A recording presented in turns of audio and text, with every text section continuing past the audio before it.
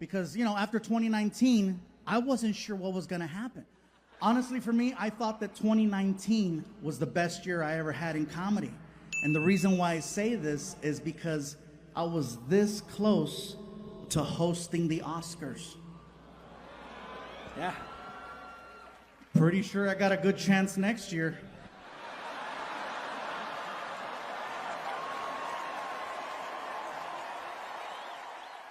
The year that I almost got to host, that was the year that Kevin Hart was supposed to host. And I don't know if you guys remember the story or not, but basically, Kevin Hart was supposed to host the Oscars. And anytime you host, the background check is next level, okay? They go through all of your social media, all the way back to MySpace. People over 40, you know what's up. Come to find out that 10 years ago, Kevin Hart had sent out a couple of tweets that were questionable. So the Academy confronted Kevin Hart about the tweets. And they said, Kevin, can you please explain? And Kevin was like, yes, I said those things. I acknowledged them 10 years ago, and I apologized 10 years ago. Can we move forward? And the Academy was like, well, good, Kevin, we're glad that you apologized because they've been brought to our attention again, and we need for this to go away. So we need you to apologize. And Kevin said, you can't make me apologize twice for the same thing 10 years apart. And they said, well, you have to, because if you don't, you cannot host the Oscars. And Kevin said, well, thank you, but no thank you. And he walked away from the job. I would have done the same thing in his position. Because by him apologizing, he gives more power to cancel culture, and we can't give him more. We got to take it back. So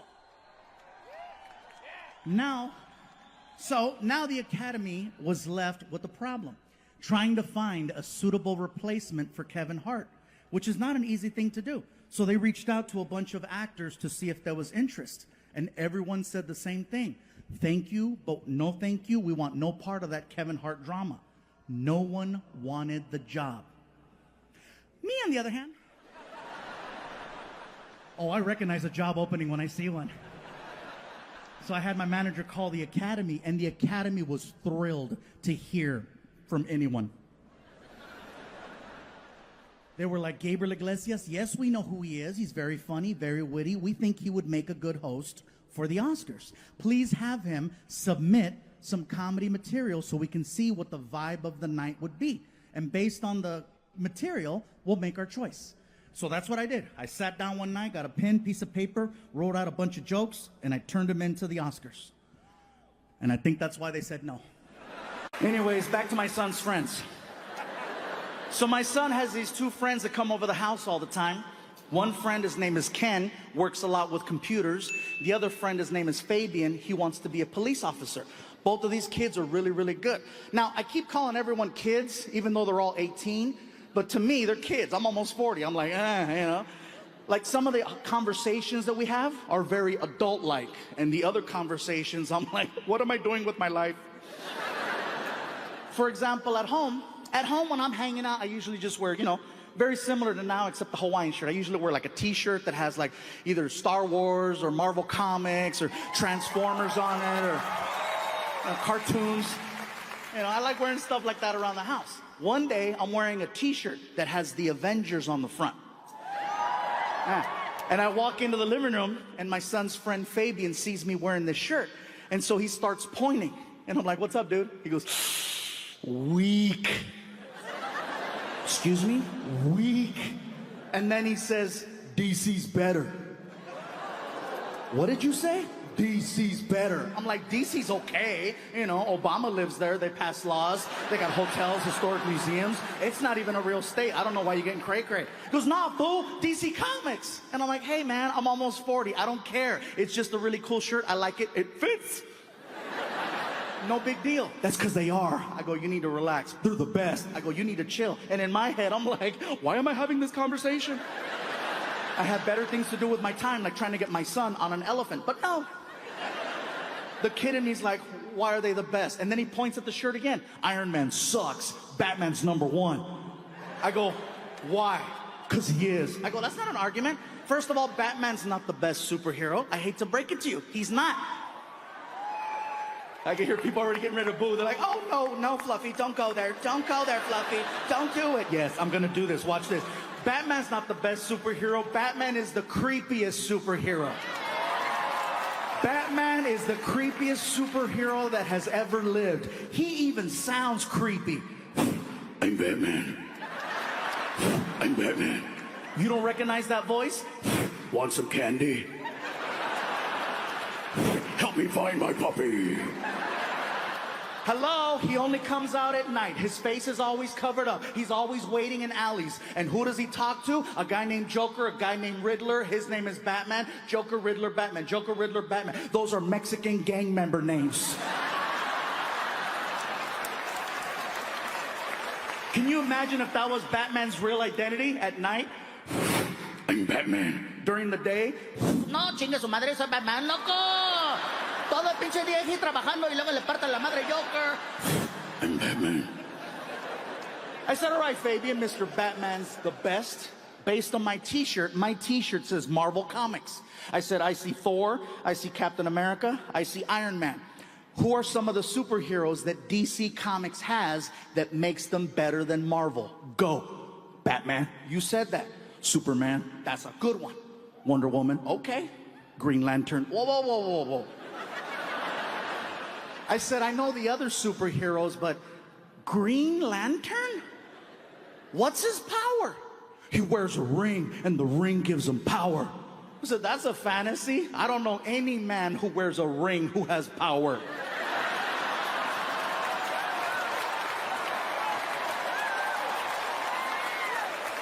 And if you're not clapping right now, my point exactly. You can't clap, can you? You can't. You know why you can't clap? Because you're sitting next to kryptonite.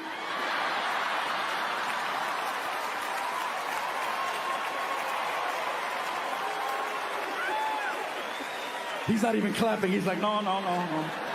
No, no, me pega Wonder Woman. No, no. No. Listen, you guys, I'm not gonna lie. Sometimes I feel just a pinch like a superhero in the sense that I'm able to walk out in front of large groups of people, change people's moods, make people smile, make people laugh, make people feel a little bit better. By that same token, like any superhero, I have my weaknesses too. You know, I come out here and I make you happy, and then I go home and I piss off one person. Because she don't want to hear about this. She doesn't want to hear about you guys. I can't go home and brag. Baby, it was crazy in Chicago. That's nice. Take out the trash. But they were clapping and chanting my name. Oh, is that going to help? Okay. Take out the trash. Take out the trash. Take out the trash. Take out the trash.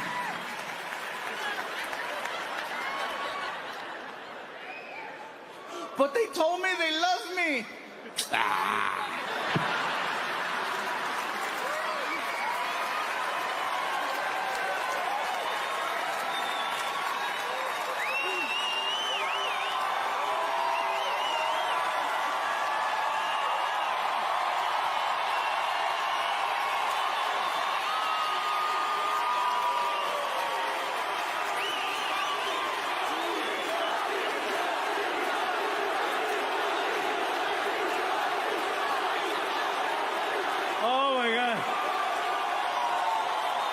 Do you guys have any idea how hard it's gonna be to go home and take out the trash now? Thank you. Oh my God, this is awesome. I hear some of you too. You guys okay over there?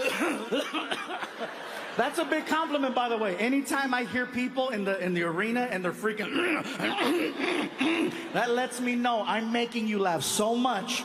Your own body is rejecting the activity that you're participating in. Your own lungs are telling you, this is not good for you. You need to leave, but you're stubborn. You're like, no, the ticket was expensive. That's usually from guys. From women, it's a little bit different. Anytime I hear women laughing so much that they begin to snort. You're already laughing. That tells me I'm making you laugh so much, I'm causing you to inhale and exhale. at the same time, forcing you to make that. And if I hear a woman snort more than 2 times, that tells me I made you pee just a little.